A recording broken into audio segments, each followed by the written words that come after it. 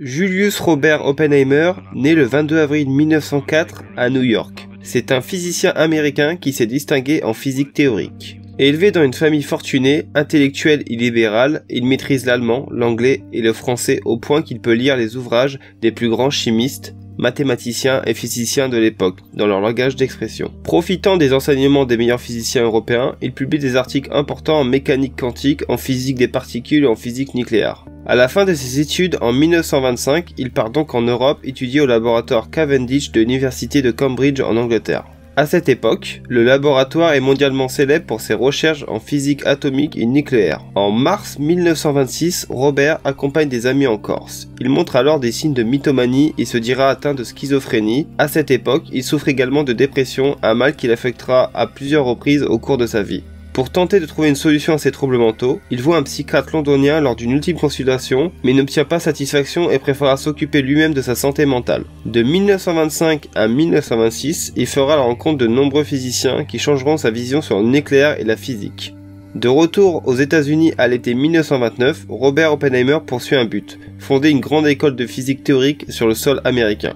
Cependant, les meilleurs théoriciens travaillent en Europe. La situation change pendant les années 1930 sous la pression du nazisme. Albert Einstein, Enrico Fermi, Hans Bethe, Eugene Wigner, Edward Teller, Samuel Goudsmit et George Uhlenbeck quittent en effet leur pays pour s'établir aux États-Unis. En 1936, Robert Oppenheimer, reconnu comme l'un des premiers physiciens américains, est nommé professeur titulaire à la fois à Berkeley et au Caltech. Conséquence de ses efforts, Berkeley est considéré comme le plus important centre de physique théorique américain.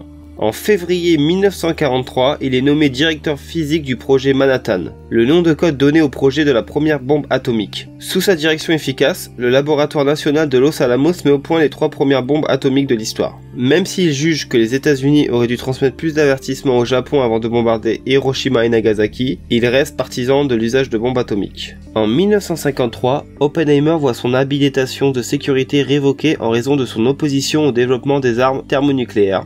De plus en plus soucieux des dangers potentiels issus des découvertes scientifiques, Oppenheimer rejoint Albert Einstein, Bertrand Russell, Joseph Rotblat et d'autres universitaires et scientifiques renommés pour fonder en 1960 ce qui sera appelé la World Academy of Art and Science.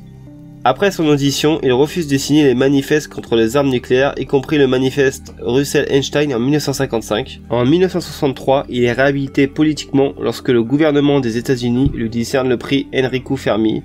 Il termine sa carrière à l'Institute of Advanced Study qui devient sous sa direction un centre de recherche fondamentale du premier plan.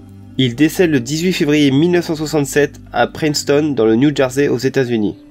Ainsi s'achève l'histoire du père de la bombe atomique.